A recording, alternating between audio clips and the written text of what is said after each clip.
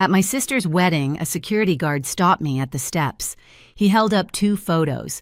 My children's faces, each stamped in black ink, "Do not admit."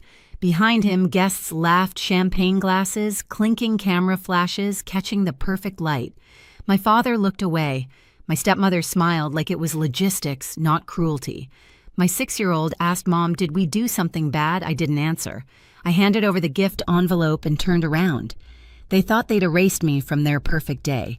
They didn't know by sunset their celebration would turn into a reckoning, and I wouldn't have to say a single word. I teach yoga for a living, morning classes at the studio, private sessions in the afternoons, and online ones after my kids go to bed. It's quiet work, calm work, the kind of life where you can hear your own thoughts. I used to think that was peace. Now I know it was just silence I hadn't questioned yet. My name is Rachel. I'm 34, married to Ethan, and we live in a small townhouse where towels never stay on their hooks, and the shoe basket never has the pair you need. We have 2 kids, Noah 6, who carries a dinosaur flashlight everywhere, and Ella 3, who calls strawberries red moons. Our home isn't perfect, but it's ours. The kind of messy warmth that smells like coffee crayons and laundry detergent. Then there's my family, the one that never felt like mine. My father David remarried when I was 12. He used to tell me family is everything, which usually meant don't make things difficult. My stepmother Kira runs our family like a luxury brand. White tablecloth dinners, perfect lighting, and a tone of voice that sounds kind until you listen to the words. And my half-sister Lila, 26, an influencer who calls herself a lifestyle muse. Everything she touches is beige, curated, and filtered. Growing up, Kira called me the strong one. It sounded like praise. It wasn't. It was permission to use me. I carried boxes, fixed chaos, cleaned up messes that weren't mine. When Kira wanted calm, she sent me to soothe my crying baby sister. When Lila wanted attention, she got it. When Dad wanted peace, I gave it to him by swallowing mine. So when Kira called this past May and said, "We need to talk about the wedding," I already knew what that meant. I was at the studio wiping down mats, the air still warm from class. She started with her usual melody, how everything was coming together beautifully. Then her tone shifted soft and heavy, like a hand pressing on my shoulder. "Lila's venue needs a deposit," she said. They mentioned Friday. I didn't respond right away. I'd learned silence could buy me time. "You always step up." "Rachel," she added, the same line she'd used since I was 15. And just like that, I felt the old reflex rise, the urge to help, to fix, to keep things smooth. Dinner that night was a performance as always. Kira's table glittered under soft light. Lila arrived half an hour late, glowing like a commercial. Her fiancé Parker followed behind her, polished rich, the kind of man who calls waiters buddy. Kira had a binder, of course. She opened it like scripture, revealing glossy pages of venues, flower arrangements, catering menus, all with prices printed neatly beside them. $30,000 in total. She said it casually, like the weather. "Just the deposit, sweetheart," she told me. "You can handle that, right?" My husband Ethan looked at me across the table. He didn't say no, but his eyes did. My father raised his glass and said, "Family comes through for family." Lila smiled and added, "It's for love, Rachel." That word love always seemed to mean open your wallet. On the drive home, Ethan was quiet. "You don't have to keep fixing them," he said finally. "I know," I whispered, but I didn't stop. The next morning, I transferred the deposit, half our savings. I told myself it was temporary, that it would come back, that doing right would keep the peace. I didn't know then that peace in our family only existed when I was paying for it. The weeks after that dinner blurred into a slow, familiar pattern, texts from Kira, calls from Lila, and my own guilt disguised as responsibility. Every message had the same rhythm. "We just need one more thing. You're the only one we can count on. The vendor deal ends tonight." At first I said no. Then I said maybe. Then I said fine. Each payment chipped away at something invisible. Not just the balance in our savings account, but a sense of fairness I didn't realize I still believed in. Ethan watched me transfer money like someone watching a slow accident they couldn't stop. "You're letting them rewrite what family means," he said one night. "They're my family," I replied. "If I don't help, who will?" He looked at me quietly. Maybe that's the point. The requests grew. The florist wanted an early retainer. The DJ had a special rate. The videographer needed a deposit before the next couple booked them. Every time I hesitated, Kira would say, "You always step up," and that sentence, those 4 words, felt like a leash snapping around my neck. At yoga, I told my students to breathe, to let go of tension, to stay grounded. But I was the one floating away. The day I realized how far I'd gone was when Kira texted, "No kids at the wedding. Bride's vision is elevated." I stared at the screen for a full minute. My phone buzzed again, another message. "We'll figure something out for you. We'll figure something out" was code for "You'll bend again." That night over dinner, Noah asked if he could wear his dinosaur tie to Aunt Lila's wedding. He said it with pride, like he'd been invited to something big. Of course I told him, forcing a smile. Ethan watched me. He didn't say a word. Days passed. More invoices arrived. More reminders.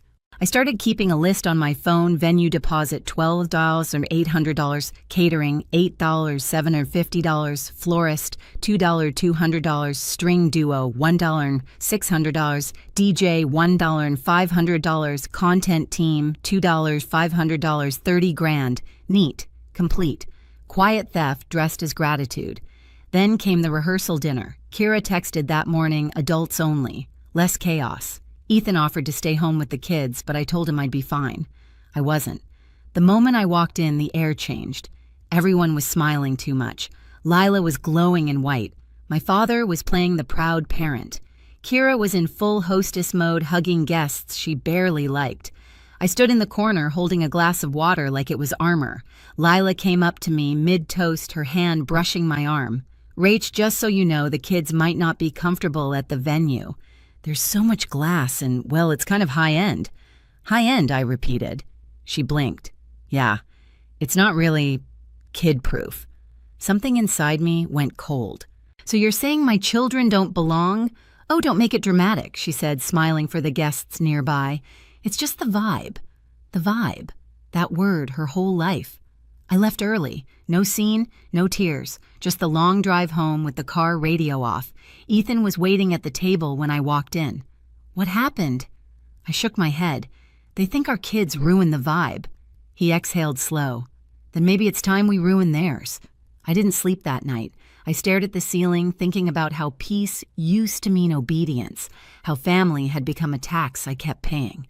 The next morning, I didn't send the last payment. Kira called within hours. "Sweetheart, we need to lock in the content team today." "I'll think about it," I said. "You know how stressful weddings are, then maybe you should have planned better," I replied before hanging up. It was the first time I'd ever hung up on her. The silence afterward felt like oxygen. I didn't know it yet, but that small act, refusing to send one more dollar, was the first crack in their perfect picture. And cracks have a way of spreading. The silence didn't last. By the next morning, my voicemail was full. One from Kira, fake tears, trembling voice. One from Dad lecturing about doing the right thing. And one from Lila, half crying, half offended that I would make this harder than it needs to be. I ignored them all. That night, Ethan and I sat at the kitchen table, the kids asleep upstairs. The glow from the fridge light fell across our unpaid bills, my yoga class rosters, and the envelope marked "wedding expenses." "I can't keep funding people who wouldn't even let our children in the room," I said. Ethan leaned back.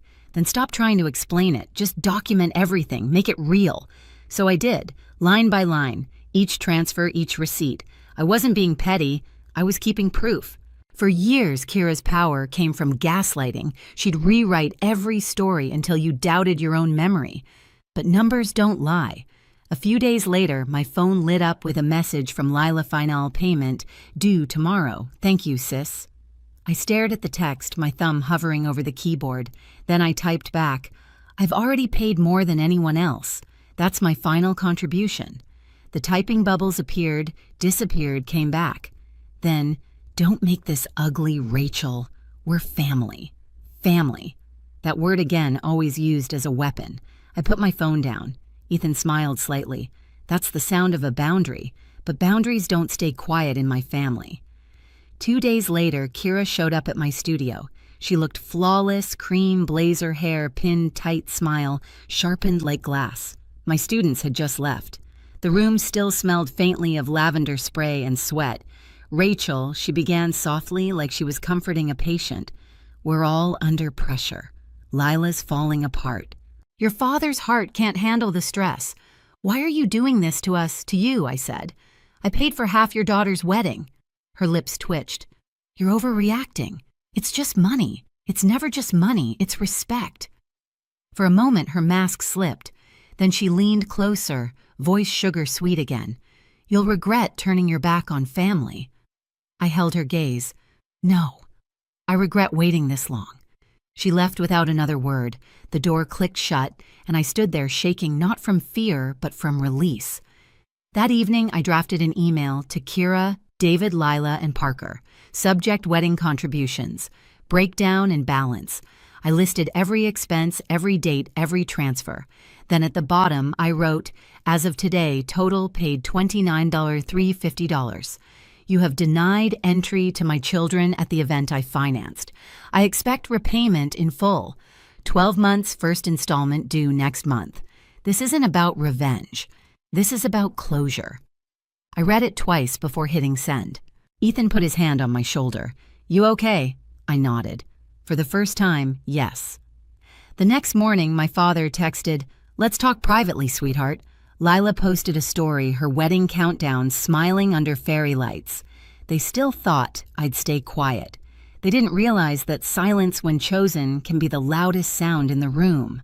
The wedding day arrived like a storm pretending to be sunshine. The morning light streamed through our kitchen window, cutting across the cereal bowls and half-packed bags. Noah wore his little dinosaur tie, proud and wrinkled. Ella twirled in her blue dress, her hair full of uneven curls because she'd insisted on doing it herself. I watched them and thought maybe they'll remember the drive, not the people waiting for us there. Ethan adjusted his collar. You don't have to go, he said quietly.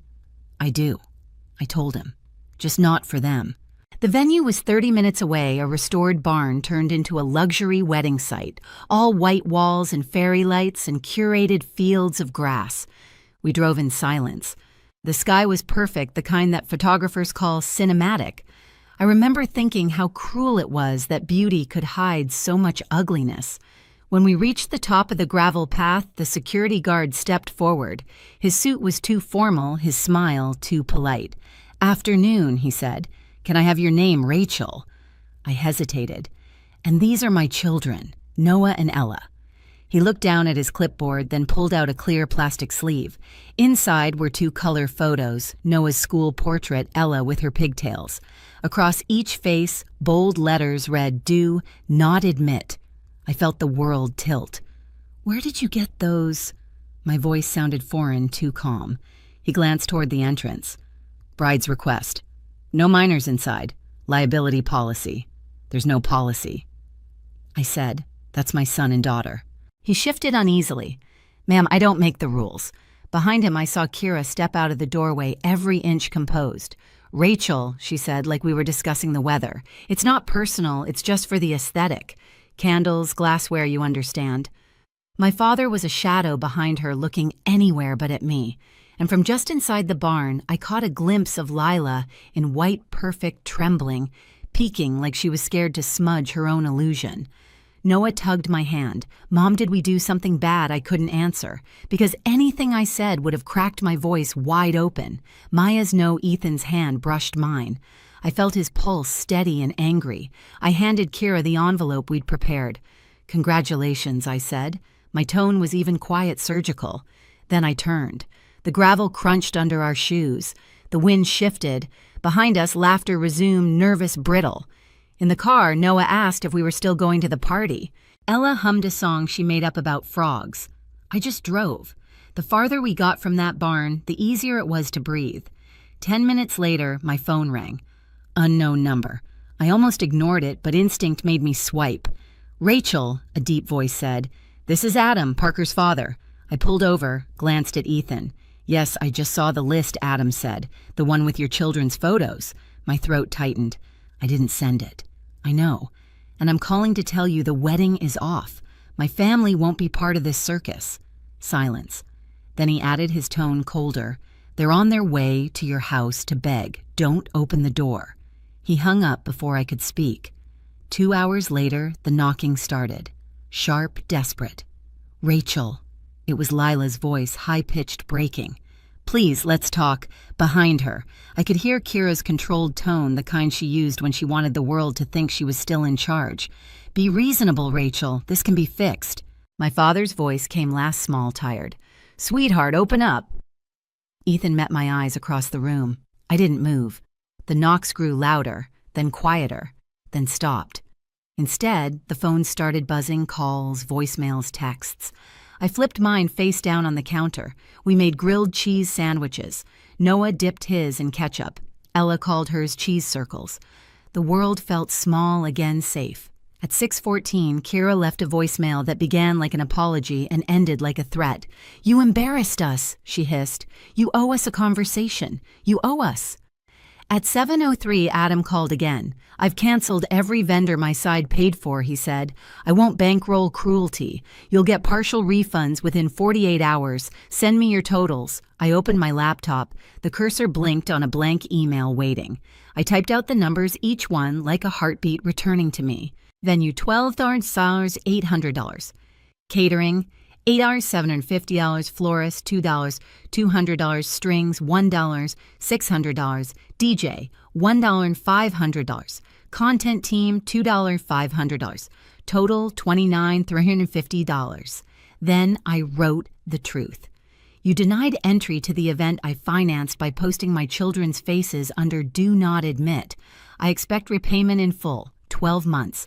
First payment due next month. This isn't about revenge. This is about closure. I sent it to all of them, Dad, Kira, Lila, Parker, and CC'd Adam. Responses flooded in within minutes. Kira, how dare you threaten your family? Dad, we can talk privately, sweetheart. Lila, 12 months, LOL. We're not a bank. Parker, give me time to figure things out. Ethan read them with me. Clear, he said softly. Good. The next evening, my father showed up in person. He didn't knock long. When I opened the door, he looked smaller than I remembered. This got out of hand, he said. You could have handled it quietly. They printed my kids' faces, Dad, I said. That's not a mistake. That's a message. He rubbed his temples, sighing. You could have stayed. For your sister. You mean for the performance I said. Peace without respect isn't peace, it's silence. He blinked, confused by how calm I sounded.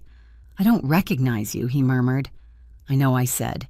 For once, I recognize myself. He left without slamming the door. That I decided was progress. The following morning, Kira posted a long Facebook caption about protecting your joy from jealous people. My cousin sent me a screenshot. I didn't reply. At noon, Adam's email came through, refund summary attached. He'd clawed back $6 and $200 and wired it to me. The note read, applied to your totals. Parker will cover the rest. If he doesn't, I will. I won't be associated with people who blacklist toddlers. For the first time in weeks, I laughed. A real laugh. Days turned into weeks. Lila's tone shifted from rage to guilt to bargaining. Let's talk like adults, she texted. 10 minutes later, wow, ignoring me, power trip much. Then a photo of her red eyes captioned, this is what you did. I didn't respond. Instead, I kept teaching. I told my students to breathe into the discomfort to find strength in stillness. What I didn't tell them was that I was finally learning to do it too. Then one afternoon, Lila showed up at my studio door, sunglasses, bun, trembling hands. She took them off, eyes swollen. You made a scene, she said. You made a list, I replied. It wasn't personal. It was a picture of my son, I said. You let it exist. She exhaled, voice cracking. Mom says you've always hated me. I've always paid for you, I said. There's a difference. She looked down. So what now? I folded my arms. We say hello at birthdays. We don't exchange money. We don't use guilt as love. Lila nodded slowly, like a student hearing a lesson too late. Parker and I got married at the courthouse yesterday, she said. You weren't invited. Good, I said. She blinked, caught off guard by how little that hurt me. They'll keep paying, she said. Good, I repeated, because this time good wasn't surrender. It was freedom. By autumn, the payments came on schedule, small digital echoes of accountability. Each month, a quiet ping in my inbox, transfer received. The memo lines almost made me smile. For peace, for closure, for lesson learned. By the 9th month, the final deposit cleared. Adam sent one last email, applied remaining vendor credit. Your balance is 0. You did right by your family. That matters. I stared at the words until they blurred. Then I opened my old note labeled Lila Wedding and typed one last line, balance $0. I didn't delete it. Some records deserve to stay. That night, my father invited us for a barbecue. I almost said no, but Ethan looked at me and I nodded. The backyard smelled like charcoal and rain. Dad flipped burgers. He looked older, quieter. He asked Noah about school, asked Ella what her favorite color was. Finally, he turned to me. You're different, he said. I'm better, I replied. He nodded as if that was a door he might finally walk through. On the drive home, the sky turned soft and orange. Ethan reached across the console, squeezed my hand. You did it, he said. I didn't fix them, I said. I fixed me. At home, Noah chased Ella through the hallway. Towels fell from their hooks. Shoes scattered everywhere. Ordinary chaos, the kind that's ours alone. Peace. This time didn't feel like silence. It felt earned. Some people still say I overreacted, that it was just a wedding, but those people have never seen their children's faces printed under the words, "Do not admit." I didn't slam doors. I didn't shout. I just stopped standing where I was told to stand. That was enough. Being the good daughter used to mean staying quiet no matter the cost. Now it means protecting my kids, my peace, and the home we built. If you've ever had to draw that line, if you've ever walked away instead of bowing down, share your story. You're not alone.